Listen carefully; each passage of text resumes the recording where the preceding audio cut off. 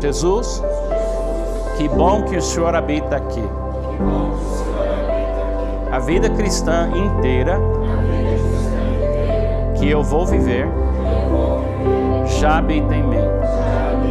Porque para mim, o viver é Cristo. Não sou mais eu quem vive, mas Cristo vive em mim. Cristo é tudo e está em todos nós. Amém?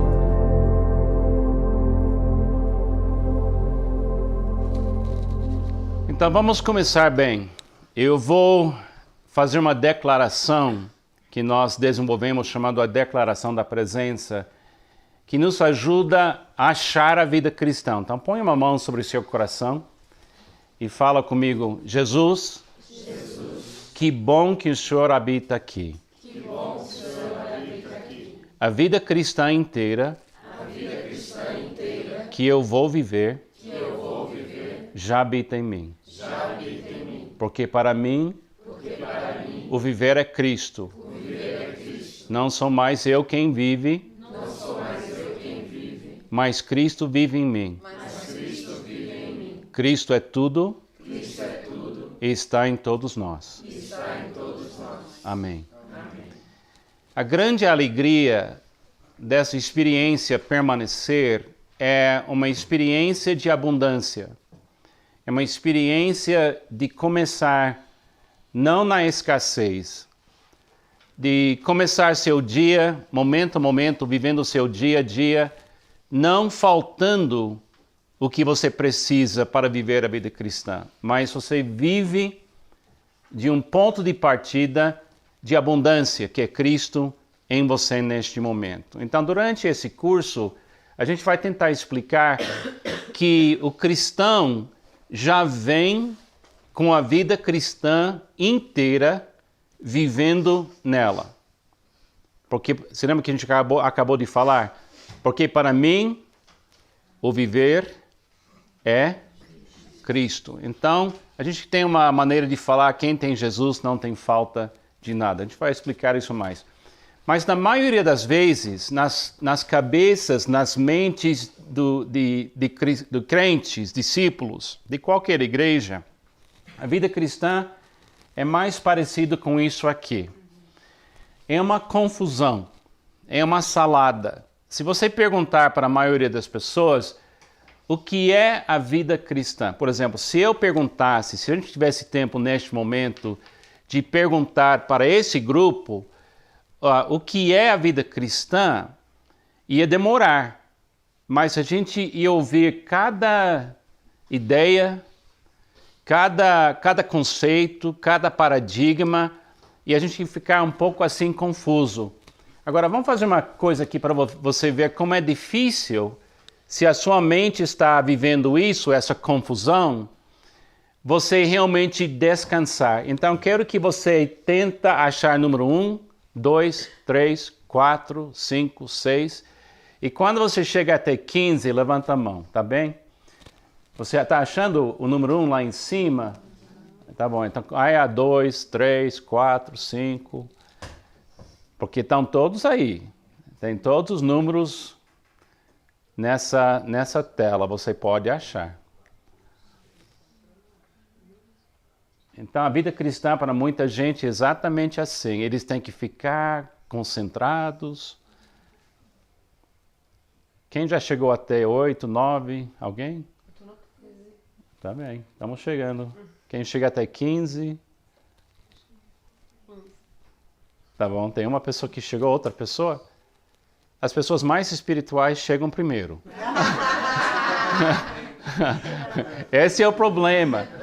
Quando você faz a vida cristã uma competição, que quem chega primeiro, você não cria descanso, você cria competição, correria e não chega no descanso. Agora eu vou ajudar.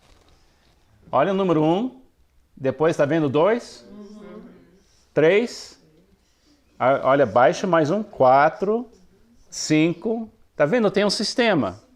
Estava escondido, não estava? Então, 1, 2, 3, 4, 5, 6, 7, 8, 9. Agora vai para cima. 10, 11, 12. Tudo bem. Isso é vida cristã de qualquer cristão. Isso aqui é vida cristã para quem fez faculdade bíblica. O que eles fazem na faculdade bíblica, no seminário, eles dão para você um sistema, teologia sistemática. E você aprende a dividir a Bíblia em assuntos, e você aprende a dividir a Bíblia em paradigmas e ideias, e você estuda a Bíblia durante anos e anos, e você consegue começar a ter uma visão do que Deus tem feito na história da humanidade. Mas, na realidade, a única coisa que você precisa ver claramente para a vida cristã funcionar é isso aqui. Isso é Jesus, pelo menos como alguém imaginou ele. Mas o que você vê aqui, se você consegue enxergar, tem palavras. Se você chegasse bem perto e você sabe ler inglês, você ia ver o Sermão da Montanha, Mateus 5, 6 e 7. E olha, quem aparece lá nas palavras? Jesus. Então, a vida cristã é Jesus. Fala isso comigo.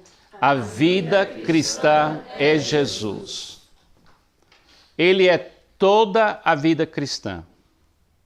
Se você tem Jesus, você tem em você tudo que Deus espera de você. Você lembra que Jesus disse em João 15, sem mim, o quê? Nada podeis fazer. Então, se você tem Jesus, você tem a essência do cristianismo. Então, em vez de o cristianismo ser uma competição de quem chega primeiro, de quem conhece mais, quem sabe mais, quem faz mais, a vida cristã é quem vive Jesus. Entendeu? O alvo não é competir com alguém. O alvo da vida cristã é literalmente viver Jesus. Não sou mais eu quem vive, mas Cristo vive em mim. Cristo é tudo. Fala isso comigo. Cristo é tudo. Isso é muito importante. E o versículo continua em Colossenses 3,15. Cristo é tudo e está em todos. Todos que o aceitaram como Salvador. Agora, a primeira ideia que eu quero passar nessa introdução é que o que nós vamos fazer durante esse fim da semana é focar na pessoa de Jesus e ver ele no contexto de uma vinha. Ele sendo a videira, a gente acha primeiro ele, depois o ramo, o agricultor, o fruto, e a gente vai andando, como se fosse um passeio na vinha de Deus. Mas tem uma regra na vida espiritual que é muito importante, e a regra é essa: o que ganha sua atenção, ganha você. Então fala isso comigo. O que ganha sua atenção, ganha você. A coisa mais importante que você faz todo dia é você olhar para Jesus. Primeira coisa de manhã é ver Jesus. Achar Jesus. Aquela declaração que a gente acabou de falar, a vida cristã inteira que eu vou viver já habita em mim, começa com uma declaração assim: Jesus, que bom que o Senhor habita em mim. Por quê? Porque de manhã, na hora que você acorda, você precisa achar a fonte. Você precisa achar a vida cristã. Você precisa achar abundância. Senão, o que acontece? Você acorda de manhã e você entra na escassez. Você entra na escassez. O autor Mike Wells, que fez retiros aqui com a gente, agora ele está na presença do Senhor, ele faleceu, ele ensinou para nós aqui uma coisa linda. Imagine aqui nessa mão todos os seus problemas, todas as suas deficiências, todos os seus erros.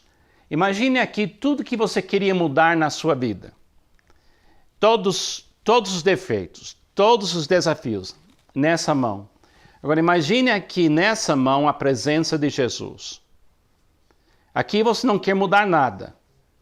Aqui você não quer alterar nada. Ele é perfeito, amém? Amém. Agora, mas quando normalmente a gente acorda de manhã, nós estamos focados em o quê? Escassez. Os problemas. Quem aqui tem problema? Levanta a mão. Alguém? Veio alguém que não tem? Tem alguém aqui que não queria mudar alguma coisa? A respeito de você mesmo? Todos nós. Quem aqui ainda tem algum problema com pensamento, com emoção, com vontade? Quem não tem? Todos nós. Agora, se você acordar de manhã, focado nos problemas, então isso faz você ficar nervoso e você entra em ação para mudar isso. Porque o ser humano, quando ele vê uma coisa imperfeita, que não funciona corretamente, o ser humano quer consertar. A gente quer consertar a gente, quer consertar o nosso marido, nossa esposa, entendeu? Assim. Agora, se você acordar assim, você vai ser prisioneiro disso o dia inteiro. Agora, se você falar, Jesus, que bom que o Senhor habita em mim, o que aconteceu?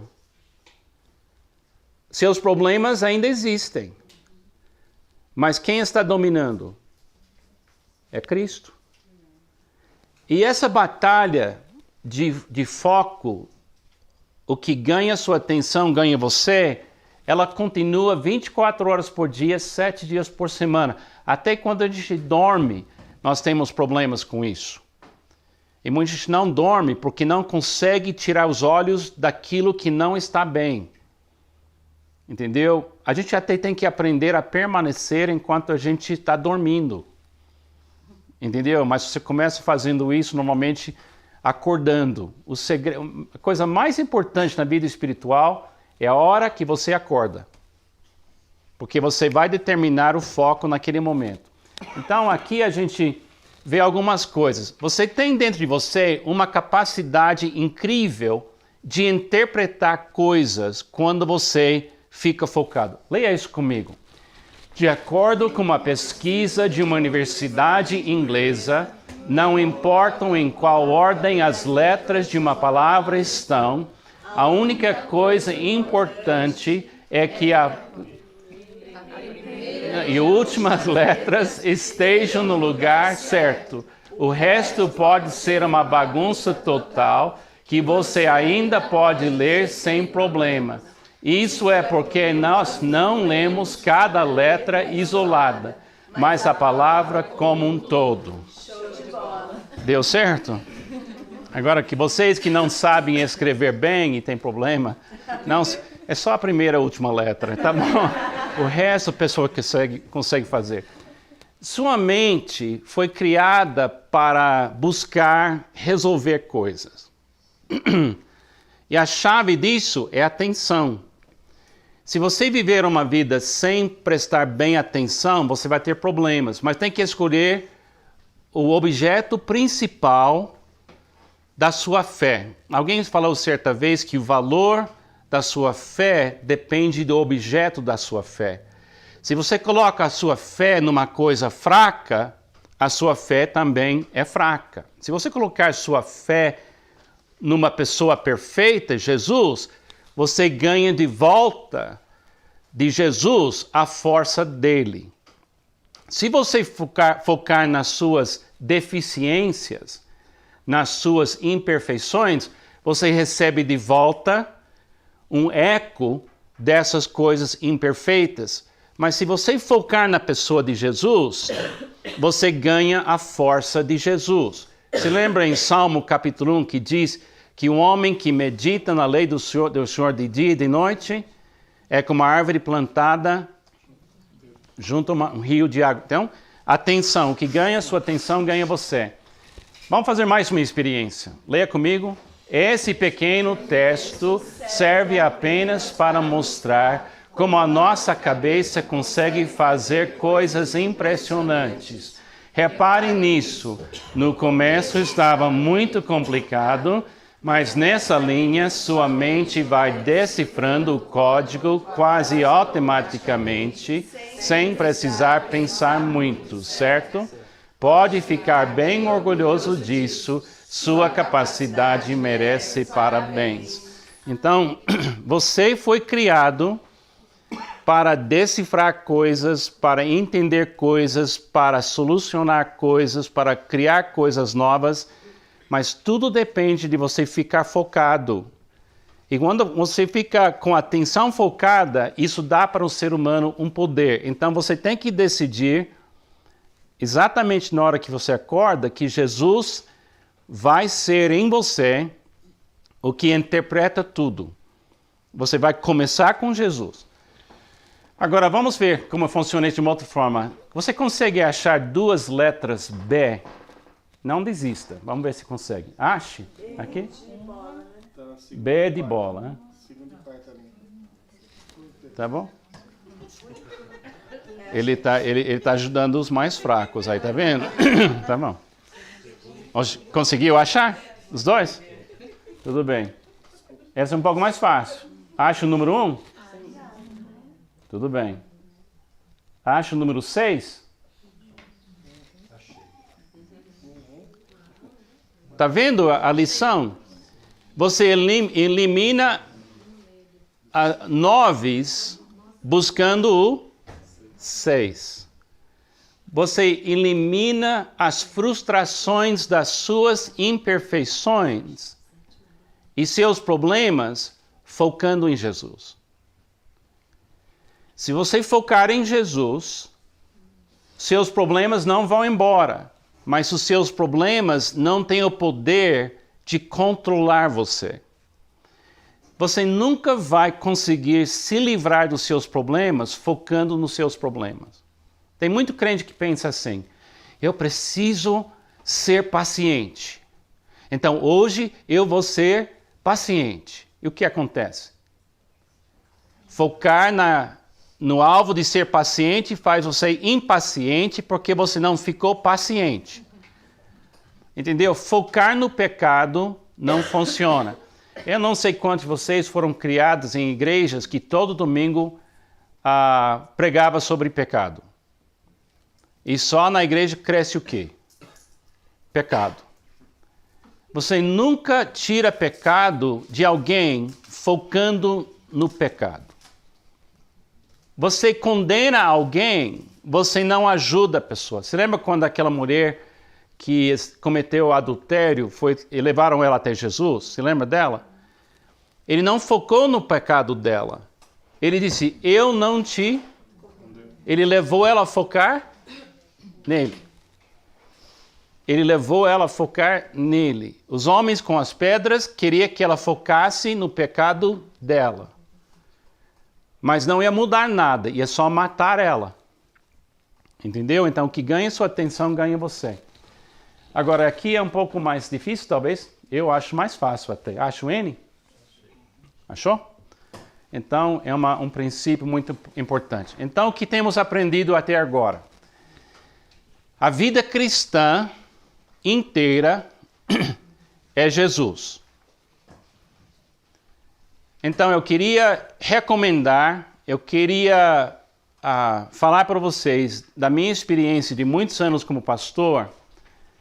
Não gaste tempo procurando a vida cristã na igreja, no estudo, na teologia, nos princípios, num curso, num retiro. A vida cristã inteira que Deus exige de você e quer para você, habita em você neste momento. Como uma videira é tudo para os seus ramos, Jesus é tudo em você neste momento pelo Espírito Santo de Deus. Então, você, em termos de vida cristã, é uma pessoa rica. Eu sou pastor há mais de 35 anos, eu aceitei a Jesus mais de 40 anos atrás, mas eu não tenho mais vida cristã do que qualquer pessoa aqui nesta sala hoje. A qualidade da sua vida cristã é igual à minha. O fato que eu prego não me dá mais vida cristã. Você recebe a vida cristã inteira na hora que você recebe Jesus na sua vida. Agora, o que faz a diferença entre nós é quem está permanecendo nessa vida ou não. O que faz uma diferença numa vinha entre um ramo e outro ramo é a cooperação do ramo com a fonte, que é a videira. A gente vai explicando isso durante o curso. Agora, o que parece estar faltando, não está faltando. Quem aqui já perdeu seus documentos? Levanta a mão. E depois achou o documento. Alguém assim? Mas perder e ficar perdido, a sensação emocional é a mesma, não é? Aquele susto. Outro dia eu estava no shopping center, deixei minha carteira em cima de uma mesa no shopping center. E uma das meninas que cuidava do restaurante, lá Café do Ponto, ela viu a minha carteira e guardou. Eu quase queria adotá-la como filha. Meu coração estava batendo assim, porque a sensação de falta faz o ser humano fazer coisas loucas. O pecado é causado por uma sensação de falta. Se lembra em Gênesis capítulo 3, quando Eva teve aquele encontro com Satanás? Satanás disse para ela: está faltando para você, Eva, para seu marido, uma capacidade. E essa capacidade é discernir entre o bem e o mal. E Eva, se você comer dessa árvore, do fruto dessa árvore, você vai ser outra mulher. Você vai ser uma mulher perfeita. Você vai ser uma mulher capacitada a ser como Deus. Então, ela ouviu essa mensagem de Eva, está faltando para você. Está faltando. O pecado é uma manifestação de uma sensação interior de falta. A pessoa faz o que ela faz porque ela está faminta. Ela está com sede. Então, a única maneira de parar o pecado na vida de uma pessoa é colocar dentro dela uma fonte onde ela bebe, uma comida que ela come, que é contínua e sempre disponível. Por isso Jesus fala: quem crê em mim nunca terá fome. Quem crê em mim nunca terá sede. Agora, comer é um ato voluntário. Então, Deus nunca força você a comer da vida de Jesus ou beber da vida de Jesus. É um ato voluntário. Por isso a Bíblia fala: se você permanecer em mim. Se. Essa atividade chamada permanecer é uma coisa voluntária. Agora, Cristo habita em você, Ele nunca vai embora. Nada pode separar você do amor de Deus que está em Cristo, mas sua cooperação com Cristo é dia após dia, momento a momento. Tem uma história que eu gosto muito de um jovem buscando um futuro melhor. Esse jovem nasceu na pobreza, nasceu na miséria, nasceu num ambiente onde não tinha esperança de ele arrumar emprego.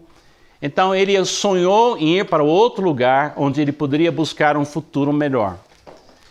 Durante 2 anos ele poupou dinheiro, ele lutou, ele viveu uma vida de muito sofrimento para realmente ganhar dinheiro suficiente para ele sair do seu país de navio para achar um futuro melhor.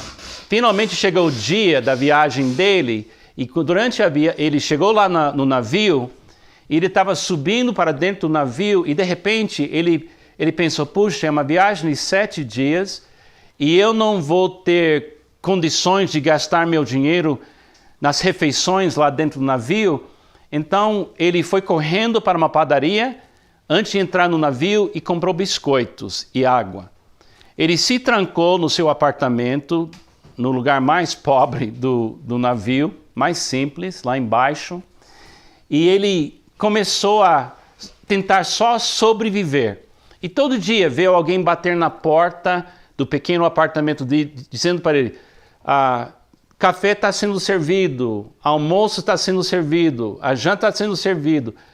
E ele não fez barulho nenhum e nunca abriu a porta. Finalmente, no 5º dia, o pessoal do navio começou a ficar preocupado, porque ninguém viu ele.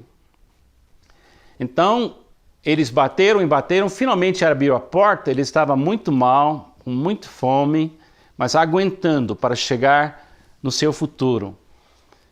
Quando o pessoal viu ele, eles olharam para ele e disseram, o senhor não sabia que na hora que o senhor comprou a passagem, que todas as refeições eram inclusas no preço da passagem. Então ele estava trancado dentro do seu apartamento, sofrendo de uma forma desnecessária. Muitos crentes vivem a experiência de ficar trancado dentro de si, pensando que a vida cristã é aguentar até chegar no céu. Elas não entendem que Cristo não somente morreu por nós, Cristo vive em nós. E Ele é, para nós, a fonte de todas as refeições que faz a gente viver dia após dia satisfeitíssimos em Deus. Então, eu sei que é difícil a gente quebrar o hábito de viver na escassez. Porque o ser humano, quando Adão e Eva pecaram, eles começaram a viver na escassez.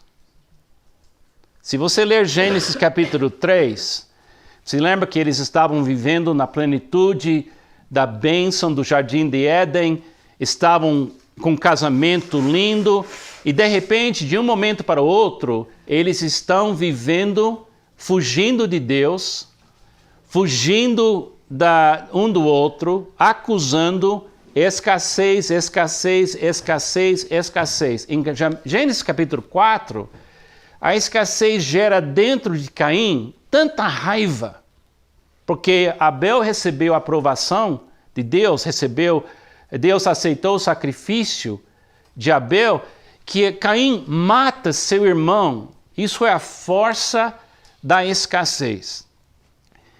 Quando você sente falta, você vai buscar comida. Quando você sente sede, você vai buscar água. E uma vez que a pessoa fica viciada em soluções próprias, ela não melhora, ela vai desenvolvendo cada vez mais hábitos de adquirir o que ela quer, e ela pisa em cima de outra gente, ela pode ficar violenta, ela pode mentir. Agora, a única cura para isso é uma fonte de abundância que é Cristo em nós. Mas aprender a viver dessa abundância para nós não é fácil. Então, na vida espiritual, dúvida é uma força poderosa. Então, uma coisa que eu quero recomendar para vocês aqui no início do curso, nessa introdução, por favor, identifique em você mesmo quando você fica cheio de escassez. E você vai descobrir que quando você fica cheio de sensação de escassez, aí vem os seus pecados para abraçar você e oferecer comida para você. Tem certas horas do dia que pessoas ficam famintas. E tem certas horas do dia que a tentação fica mais forte nas nossas vidas. É justamente nessas horas que eu preciso permanecer em Cristo. Na realidade, eu preciso permanecer momento a momento. Agora, tem muitas atividades sinceras, porém desnecessárias no cristianismo visível. Gente, tem muita gente subindo montanhas para orar, tem muita gente fazendo campanhas. Eu não sou contra, nós estamos aqui num lindo lugar nas montanhas. Eu não sou contra subir na montanha. Eu não sou contra retiro de silêncio, não sou contra de jejuar, eu não sou contra fazer campanha. Mas deixa eu dizer uma coisa para você. você não pode receber de Deus mais do que você já tem. Ele deu para você o melhor que ele é, o melhor que ele tem na pessoa de Jesus. A única coisa que você ganha se subir para uma montanha, meditar, é esclarecimento, clareza, foco, porque o que ganha sua atenção, ganha você. Mas nunca pensa que você tem o amor de Deus numa medida menor e você fazendo alguma coisa, Deus vai amar você mais. Nós fazemos isso. Eu amo você mais se você gosta mais de mim.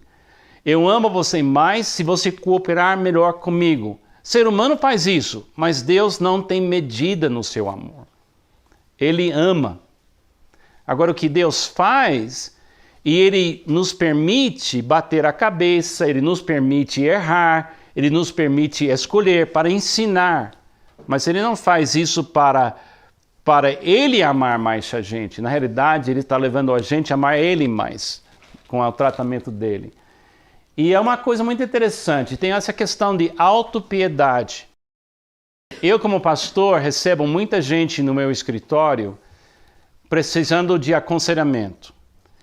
E eu descobri que muitas vezes eles não precisam de aconselhamento. Eles precisam de 10 minutos sozinho com Jesus. Eles estão procurando dicas, princípios, e às vezes aconselhamento é uma coisa muito boa, sobre finanças, sobre comunicação, sobre como lidar com o filho. Mas muitas vezes o que nós precisamos é alguém curar nossa autopiedade, porque quando a gente fica cheio de autopiedade, a gente parou de permanecer, porque a abundância foi embora. Oswald Chambers, um autor que tem me influenciado muito, disse: o pior pecado que um crente pode cometer é ficar cheio de autopiedade. Leia isso comigo, por favor. O pior pecado que um crente pode cometer é ficar cheio de autopiedade. Tudo bem, então se ele está certo, e eu creio que ele é. A primeira vez que eu li, muitos anos atrás, eu não concordei. Então, é pior ficar cheio de autopiedade do que mentir. É pior ficar com autopiedade do que ser homossexual. Por quê? Porque a raiz de todo pecado é quando eu entro num estado de escassez e eu tenho pena de mim. Amados, no mundo terás aflições, mas tende bom ânimo é o oposto de autopiedade.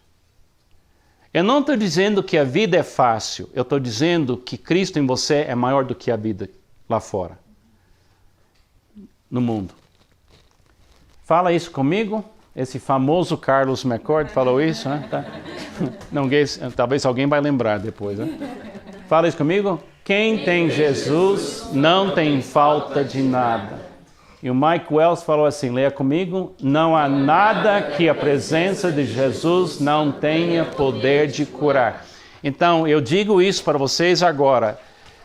Não há nada em mim, não há nada em você que Jesus não tenha poder de eliminar em você como estímulo que está atrapalhando sua vida. Medo, insegurança, inveja. Jesus pode curar qualquer sequela que eu tenho dentro de mim. Ele pode expulsar de mim, através da presença dele, o que me faz prisioneiro, meu passado, meus erros, meus pecados. Então nós temos que entender que ele tem essa capacidade. Nós não temos, mas ele tem. Agora eu vou te dar uma visão panorâmica do curso, tá? A gente fez essa introdução e vamos ter mais 7 aulas ou palestras sobre a vida cristã. Primeira aula, a videira, a presença de Jesus numa vida entre estímulo e resposta é possível. Aqui, onde vocês moram, tem gente aqui de Fortaleza, tem gente aqui de Rio de Janeiro, de Praia Grande, de Catu, Bahia, tem gente aqui de São Paulo, de São José dos Campos, de todo lugar. Agora, onde vocês moram tem pernilongo? Tem um lugar... Sabe que aqui em Campos Jordão não tem pernilongo? Você está em um lugar muito bom, não é? Não tem pernilongo. Tá bom. Pernilongo vem no fim do dia, não é? E ele normalmente vem quando para fazer barulho? Na hora que você quer dormir, faz barulho onde? Onde a gente escuta. Onde você escuta. E você acaba batendo em quem? Em você. Raramente você acerta um mosquito, acerta o pernilongo. O pecado funciona do mesmo jeito. O pecado é um estímulo interior de insatisfação. É um estímulo que não vai embora. É um som que faz você quase louco. E para abafar o efeito desse som, você faz alguma coisa que acaba machucando você. Se você é uma pessoa maldosa, você se esconde e deixa o pernilongo ir para sua esposa, para seu marido. Entendeu? E muitas vezes a gente transfere nosso pecado para outra pessoa.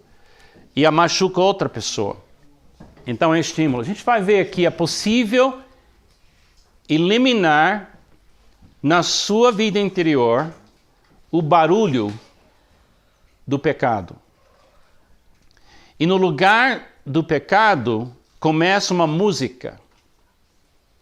Enchei-vos do Espírito.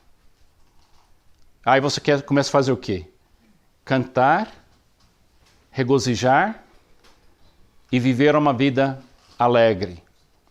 Por isso a gente satisfação e fala de regozijar. Então, outra coisa que a gente vai aprender nessa aula sobre a videira é que todos nós moramos no mesmo bairro, na Vila da Alma. Eu não sei se você já passou a ter inveja de alguém porque ela mora numa casa melhor que a sua. Todo mundo vê uma casa linda e diz, puxa, eu queria morar naquela casa, naquele lugar. Isso é normal. Mas tem que entender uma coisa muito importante. Não importa onde você realmente mora, é dentro de você. Você pode morar na melhor casa que existe, no melhor lugar que existe. Se sua alma tem esse barulho que não vai embora, você não descansa naquele lugar. Então, Cristo pode fazer você uma pessoa que interiormente vive uma vida tranquila. A gente vai aprender isso. Segunda aula, a gente vai falar sobre o agricultor. Somente a perfeição de Deus faz a alma descansar e amar. A única coisa que faz a minha alma descansar de verdade é a perfeição de Deus. O Senhor é meu pastor, de nada terei falta. Ele me faz descansar ou repousar em pastos. Entendeu? O que faz você descansar não é dinheiro. O que faz você descansar não é fama. O que faz você descansar como ser humano é a presença perfeita de Deus. Terceira aula, o ramo. Seres humanos têm importância e valor. Somente por intermédio de seres humanos as intenções mais importantes de Deus entram no mundo. Muitos crentes pensam assim, para ser importante eu tenho que ser um pastor. Para ser importante eu tenho que receber uma unção especial. Eu quero que você entenda o fato que você existe, o fato que Cristo habita em você, faz você automaticamente importante. Baixa autoestima deveria ser uma coisa que Deus expulsa da nossa vida, não porque a gente consegue fazer coisa, mas porque a gente é uma parte importante da obra de Deus. A gente vai explicar isso mais, é muito importante. 4. O fruto. Satisfação em Deus é o assunto central da Bíblia. E essa satisfação é o que cura. Muitos crentes pensam assim, o que vai me curar é dar mais dinheiro. O que vai me curar é frequentar mais culto. O que vai me curar é estudar mais teologia. O que vai me curar vai ser eu casar com uma outra pessoa mais espiritual que eu. O que vai me curar, isso, amados, o que vai curar você é a presença de Cristo em você. E quando você começa a cultivar esse relacionamento com Cristo que habita em você, aos poucos ele vai expulsando da sua vida interior as sequelas, o barulho do passado, o medo do futuro. Agora, você nunca consegue gerenciar isso. É uma coisa recebida, mas quando ela é recebida, a prova que ele está expulsando de você essas coisas de escassez é o fruto da sua vida muda. As pessoas que moram perto de você e ficam perto de você começam a perceber uma calma nova, uma tranquilidade nova, uma paciência mais aparente. São frutos do Espírito, amor, benignidade, amabilidade. E você nem percebe, mas as pessoas começam a perceber alguma coisa está mudando em você. Aí elas perguntam, como é que mudou? E normalmente você nem sabe. O que aconteceu? Você estava ficando focado na perfeição de Jesus e aos poucos você acalmou e você começa a descansar e como um ecossistema de fruto que sai de uma vinha para um ramo, você começa a dar o fruto do Espírito. É uma coisa linda. A gente vai falar sobre também o mundo, a existência da dor. Agora, todo crente tem essa pergunta. Se Deus é tão amoroso e Deus é tão bom, por que existe tanta dor? A gente tem que entender que a dor não é um erro de Deus. A gente vai tentar explicar como é que Deus usa a dor. Por que Ele permite a dor? Porque a dor é uma ferramenta de evangelismo e também é uma ferramenta de formação espiritual. O maior amor que alguém passou no mundo foi Jesus na cruz. E Deus usou aquela dor de propósito para amar. Então a gente vai explicar isso um pouco. Depois a gente vai falar sobre a poda. E a poda é quando Deus vê a gente agindo e Ele gostou. Então, para aperfeiçoar o que Ele viu, Ele tem que, de uma certa forma, nos machucar um pouco. Quem aqui já passou por uma poda? Alguém? Fez tudo certinho e de repente veio dor? Então eu quero explicar que nem tudo que acontece que é negativo na sua vida é resultado de um erro. Às vezes existem umas coisas que vêm porque você acertou. E a última coisa, estações. A vida cristã é profundamente e perfeitamente simples. Nós vamos terminar o curso amanhã. E eu quero que você saia daqui com essa convicção. Eu posso viver essa vida. Eu quero viver essa vida. Eu não quero que você saia daqui pensando, não vai dar certo. Pessoas como Pamela, o Carlos, Deus deu um tipo de dom. Não, eu quero que você entenda que uma criança pode viver isso. Mulher pode, homem pode, pessoa rica pode, pessoa pobre pode. Porque Jesus criou uma maneira da gente viver que é uma maneira simples e a gente pode viver essa vida.